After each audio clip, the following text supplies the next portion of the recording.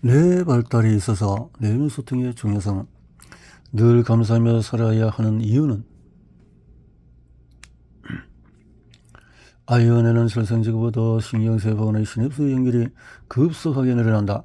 생후 2년이면 시냅스 연결의 숫자가 최고 수준에 다다른다.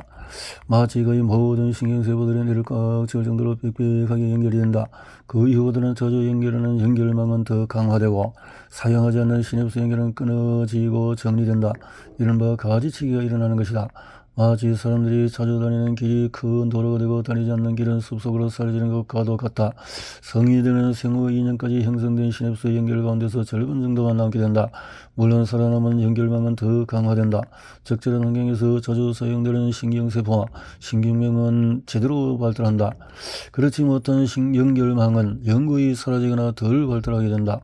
예컨대 생후 5년간의 아무런 시각 자극을 주지 않으면 그 아이는 영구히 시각장애를 갖게 된다. 눈에 이상이 생기는 것이 아니라 눈이 받아들이는 시각 정보를 처리하는 신경망이 제대로 형성되지 않기 때문이다. 다른 여러 뇌의 기능도 마찬가지다. 이런 가지치기 과정에서 다른 사람의 소통은 어떠한 시냅스가 어떻게 살아남느냐에 큰 영향을 미친다. 다른 포유동물과 비교할 때 인간은 1년 정도 일찍 태어난다고 볼 수가 있다.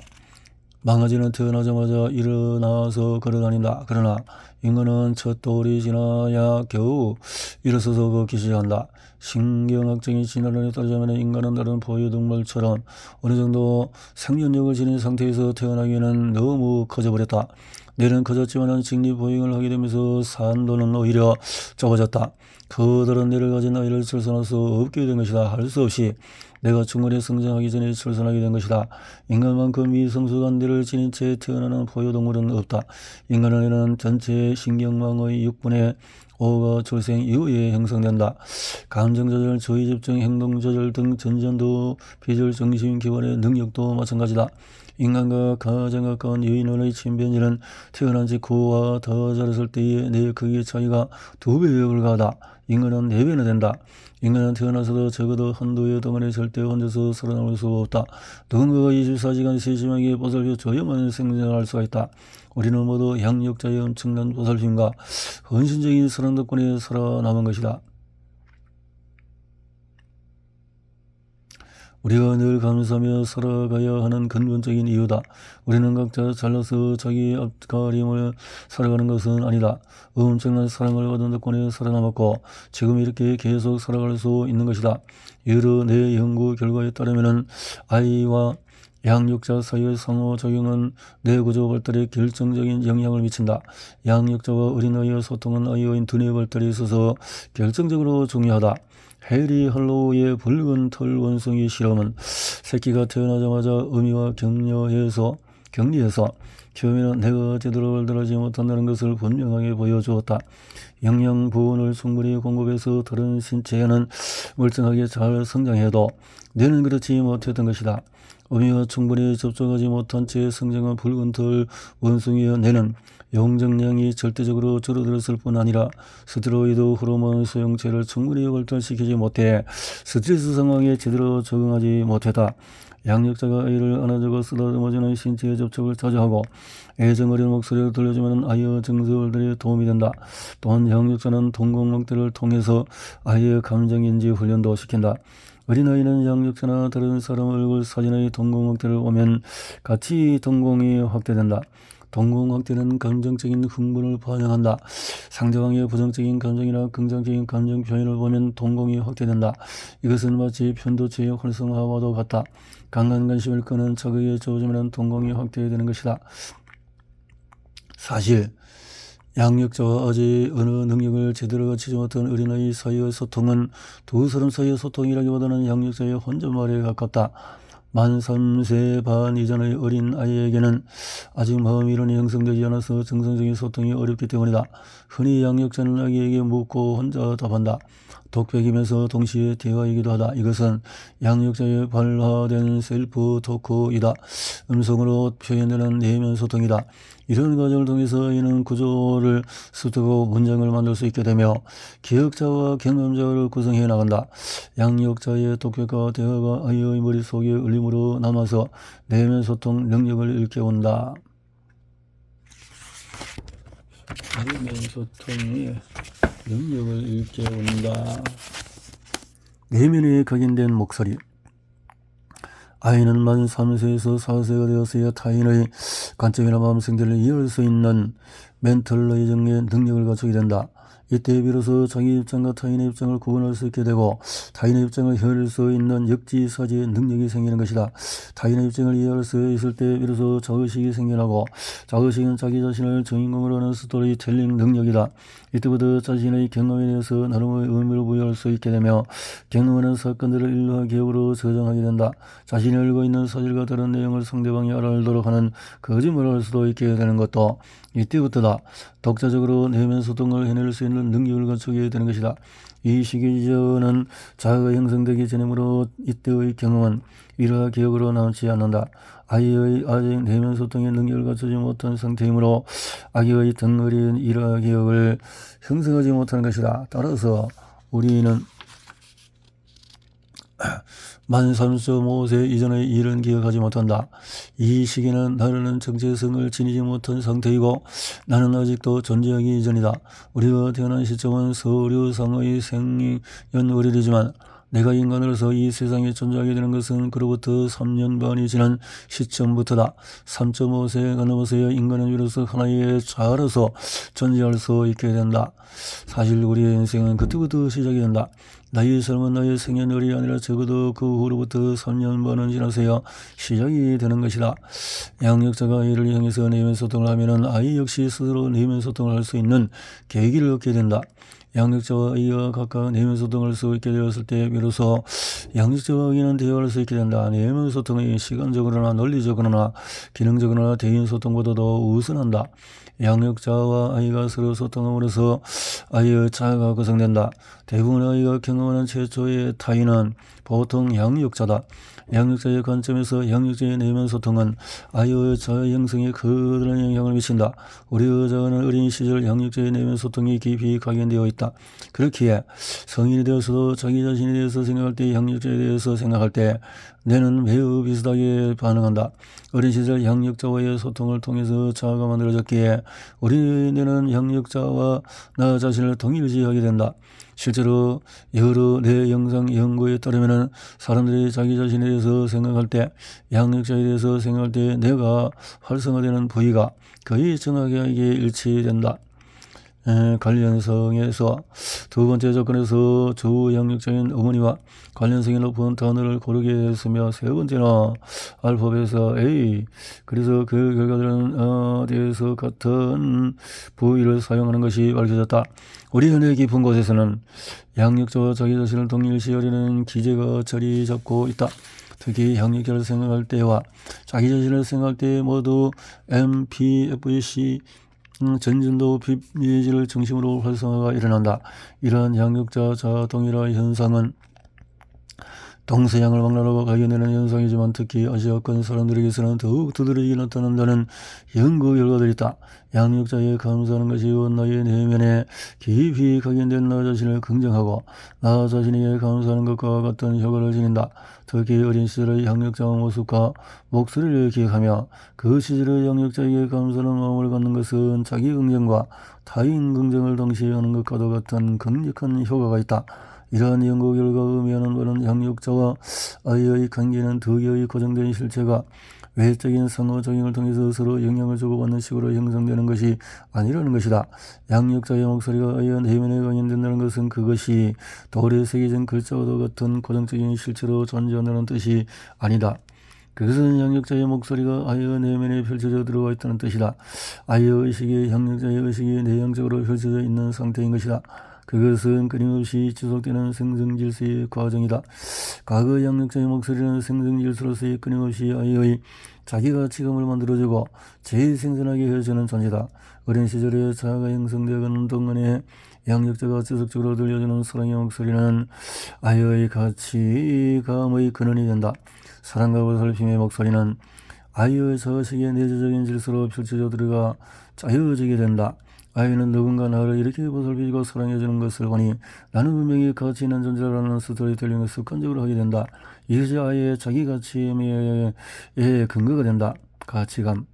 나는 소중하다라는 느낌이 자식에 깊이 박히게 되면은 아이는 강력한 마음 권력을 토대를 마련하게 된다. 나는 소중하게 비록 실패를 하거나 역경에 닥친다고 해서 스스로 가치가 없는 존재로 생각하지 않는다. 나는 소중하다라는 믿음이 확고한 사람은 포기하거나 좌절하지도 않는다. 따라서 회복 탄력성을 가지게 된다. 이것이 회복 탄력성이 강한 사람들의 공통점 중의 하나가 어려서부터 사랑받았다는 사실인 이유다. 반면에 어려서 부림받거나 학대를 당하면 자기 가치감을 유지하기가 어려워지며 사회적인 적응력을 키우기도 어렵다. 양력자 자동일화 현상에서 볼 수 있는 것처럼 어린 시절 우리가 들었던 사랑의 목소리는 우리의 자아를 구성하는 인류가 되어 여전히 우리 뇌 속에 남아있다. 마음 권력을 강화하기 위해서는 이 목소리를 계속 나에게 들려주어야 한다.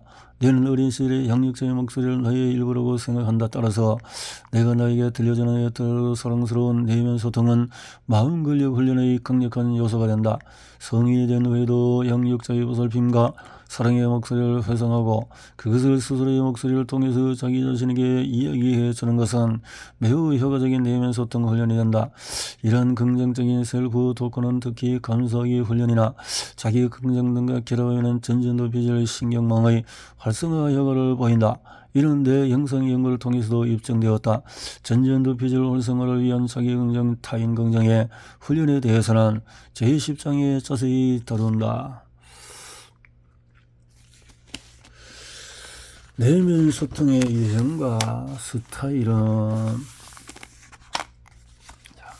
내면 소통의 유형, 셀프 토크와 상상 소통. 내면 소통은 대상이 누구냐에 따라서 셀프 토크와 상상 소통.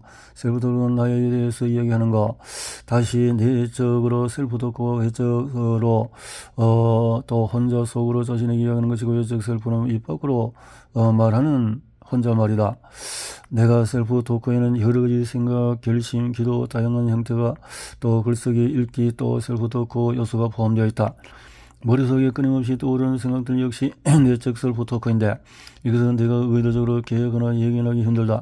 예컨대 내가 5분 뒤에 무슨 생각을 하고 있을지 나는 알 수 없으며 10분 뒤에 무슨 생각을 하겠다고 의도하거나 계획하기도 어렵다. 사실 내 생각은 내가 하는 것이라기보다는 내게 일어나는 일에 가깝다. 외적인 셀프 토크에는 소리내어서 하는 고령, 기도, 주문, 만트라, 자기 암시 등이 모두 포함된다. 나도 모르게 소리내어서 중얼거리나 내뱉는 말도 모두 외적인 셀프 토크다. 한편 상상소통은 자신이 하고자 하는 말이나 어떤 했던 말을 머릿속으로 상상하는 것으로 구체적인 청중이나 상대방이 존재한다는 점에서 셀프 토크와는 다르다. 상상소통에는 앞으로 있을 소통에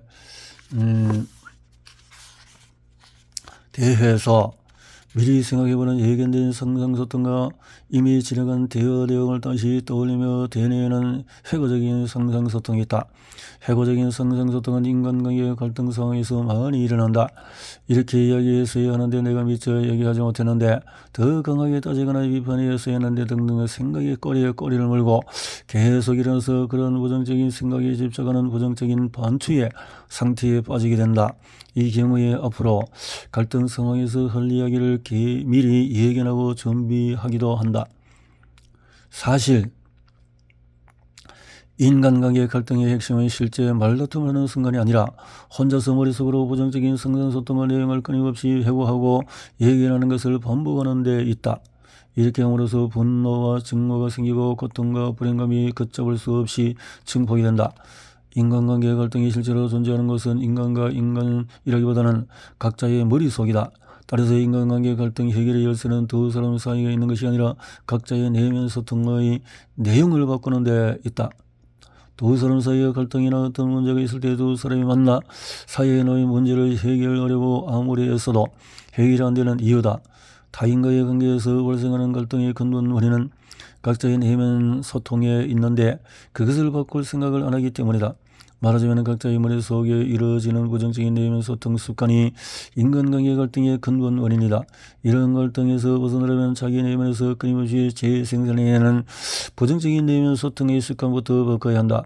타인과의 갈등성을 끊임없이 확고하게 예견하며 재생산에는 부정적인 상상소통의 습관을 버려야 한다. 그러기 위해서는 자신도 모르게 저절로 이루어지는 내면 소통의 내용을 늘 알아차리는 능력을 길러야 한다.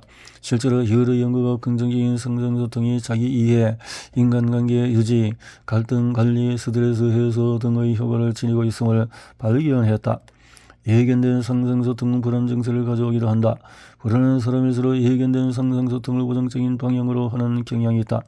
전형적인 것이 대인공고증 혹은 커뮤니케이션 불안증이다. 커뮤니케이션 불안증은 앞으로 마주해야 하는 커뮤니케이션 상황을 미리 상상하고 그에 대해서 두려움을 갖는 것이다.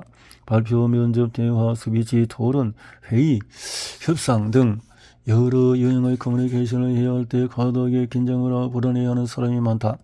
둘이서는 대화 상황에서도 더 불안감을 느끼는 사람도 있고 대중 앞에 서는 것을 훨씬 더 불안해하는 사람도 있다. 혹은 여러 명이 모여서 대화를 하는 상황을 제일 불편해하는 사람도 있으며 처음 만난 낯선 사람과의 대화에서 가장 큰 불안감을 느끼는 사람도 있다. 모바일 미디어가 일반화된 이후에는 전화 통화를 불편해하는 사람도 많아졌다. 어떠한 형태의 커뮤니케이션 불안증이든 공통점은 실제 커뮤니케이션이 일어나기도 전에 그 상황을 머릿속으로 그려보면서 혼자서 일정의 부정적인 상상소통을 한다는 것이다.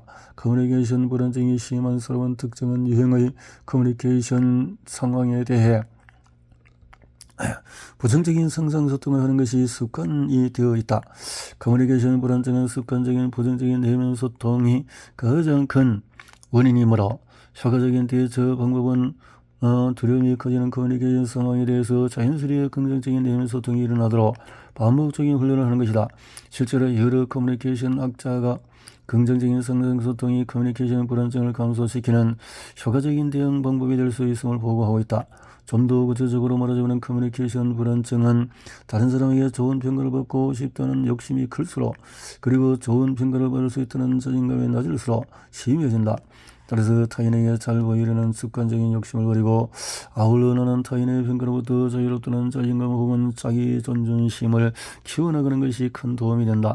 내면 소통은 의도되었느냐 되지 않았느냐 기준으로도 구분할 수가 있다. 외적인 셀프 토크도 나도 모르게 저절로 튀어나오는 혼잣말이 있는가 하면 계획되고 의도된 셀프 토크도 있다. 내적인 셀프 토크 대부분은 나도 모르게 저절로 떠오르는 여러 가지 생각들이다. 내 마음에 끊임없이 만들어내는 스토리텔링이며 나의 내면에서 늘 생겨나는 내면의 목소리다. 내적인 셀프 토크를 통제하고 의도대로 하기란 매우 어렵다. 특히 내 생각은 내가 하는 것이라기보다는 저절로 일어나는 것에 가깝다. 내면 소통 훈련의 핵심은 내적인 셀프 토크를 최대한 통제하는 데 있다. 이는 자신이 원하는 생각만 하고자 하는 자는 뜻이 아니다. 그것은 불가능하다. 내적인 셀프 토크인 생각 역시 소통의 일종이니만큼 나 혼자 내 마음대로 조절하고 통제할 수는 없다. 내 생각은 내가 하는 것이지 나만의 것은 아니다. 이것을 깨닫는 것이 내면 소통의 첫걸음이다. 내 생각은 내 마음대로 불러일으켰다 가라앉혔다 할 수가 없다. 어떤 생각을 의도에 따라서 떠올리거나 혹은 사라지게 할 수 없다는 뜻이다. 생각은 나의 의도와 상관없이 나에게 일어나는 하나의 사건이다. 앞으로 5분 뒤에 무슨 생각을 하겠다고 계획하고 실행에 옮길 수 있겠는가? 불가능하다. 앞으로 내가 5분 뒤에 무슨 생각을 하고 있을지 예측이나 할 수 있을까? 불가능하다. 지금 이 책을 읽는 독자의 머릿속에 떠오르는 생각 역시 독자의 의도나 계획에 따라서 생겨난 것이 아니다. 그저 독자의 삶에 일어나게 된 하나의 사건일 뿐이다. 내 생각은 나의 것이 아니다. 내 감정 역시 나의 것이 아니다. 내가 만들어낸 것도 아니고 내가 계획한 것도 아니고 내가 의도한 것도 아니다. 하지만 내 머릿속에 떠오르고 다른 사람들은 전혀 알아차릴 수가 없으니 우리는 나의 생각이나 감정이 곧 나의 것이라고 생각하고 더 나아가서 그것이 바로 나라는 착각에 사로잡히게 된다. 나의 생각이나 감정은 나의 심장이나 내장의 움직임과도 같다. 내가 의도한 것도 계획한 것도 아니라는 점에서 그러하다. 내 심장박동은 나에게 일어나는 하나의 지속적인 사건이지 내가 계획하거나 수행하는 것이 아니라 내 심장박동은 내 뜻에 따라서 생겨나는 것이 아니다. 그것은 분명히 내 몸에서 벌어지는 일인데도 나의 일이 아니다. 나의 생각이나 감정 역시 그러하다. 내면 소통 훈련의 핵심은 나의 생각이나 감정을 하나의 사건으로 알아차리고 한 걸음 떨어져서 바라볼 수 있는 능력을 키우는 데 있다. 그런 능력을 지닌 것이 앞에서 살펴본 배경자다. 노트, 커뮤니케이션 불안증 극복하기, 존중함과 감사하기의 소통 훈련. 많은 사람이 커뮤니케이션 불안증 때문에 큰 불편을 겪는다. 대중 앞에서 갑작스럽게 한마디 해야 하는 상황은 대부분의 사람에게 공포감을 준다. 어떤 사람들은 대중 앞에 서는 것이 두렵지 않다는 것을 의도적으로 드러내기 위해 과장된 웃음이나 태도를 보이기도 한다. 목소리 톤이 달라지기도 한다. 다른 사람들 앞에서 이야기할 때 표정이나 말투가 평소와 조금이라도 달라진다면 그 사람은 대중연설에 대한 커뮤니케이션 불안증을 겪고 있다고 보면 된다. 대중연설만큼이나 많은 사람이 두려워하는 것은 고술 면접 시험이다. 나를 평가하려는 면접들 앞에서 내 자신에 대해서 이야기하는 것은 매우 두렵고 어려운 일이다. 이때 지나치게 긴장하거나 불안증세를 보인다면 좋은 인상을 주기 어려울 것이다. 대중연설이든 면접시험이든 커뮤니케이션 불안증을 줄이는 방법은 두 가지다. 내 앞에 있는 사람들에게 잘 보이려는 욕심을 버리는 것과 지금 내 모습에 자신감을 가지는 것이다. 면접시험 보는 회사가 정말 꼭 다니고 싶은 직장이라면 잘 보이려는 욕심은 당연히 커진다. 한편으로 나보다도 훌륭한 지원자들이 많을 것이라는 생각에 자신감이 떨어진다. 욕심이 클수록 자신이 낮을수록 불안감은 증폭된다. 이런 상황을 타개하는 가장 좋은 방법은 어떻게든 욕심을 버리는 것이다. 이 회사 말고 더 좋은 회사는 많다라고 의도적으로 생각하고 나 정도면 훌륭한 인재라는 자신감을 유지해야 한다. 이때 중요한 것이 전전도 피질이 활성화되는 긍정적인 정서의 유지다. 긍정적인 정서는 자기 긍정과 타인 긍정으로 통해서 얻어진다. 내 앞에 있는 면접관은 내가 다니고 싶은 회사에 이미 다니고 있는 사람들이다. 그들에게 감사와 존중하는 마음을 가져보라. 동시에 자기 자신을 비동적인 평가의 대상으로 생각하지 말고 오히려 능동적으로 존중과 감사를 하는 주체라고 생각하라. 면접관에 대해서 진정으로 존중하고 감사하는 마음을 가지면 불안증은 사라지고 전전도 피질이 활성화되면서 긍정적인 정서가 유발되어서 호감과 신뢰를 줄 수 있을 것이다. 대중연설을 할 때도 마찬가지다. 여러 사람 앞에서 이야기할 때는 우선 청중에게 잘 보이려는 마음을 버려야 한다. 서로 자기 자신을 대중에게 평가받는 대상으로 생각하지도 말아야 한다. 오히려 사랑과 존중과 감사의 마음을 갖고 청중에게 메시지를 전달하는 주체라고 생각해야 한다. 평가를 받는 비동적인 대상이 아니라 존중과 감사의 마음으로 메시지를 전달하는 능동적인 주체가 될 때 불안증은 사라지고 호응과 신뢰를 주는 설득력은 올라간다. 존중과 감사하게 소통 훈련은 실제로 많은 사람이 그 효과를 체험한 방법이니 꼭 사용해 보기를 바란다. 존중과 감사.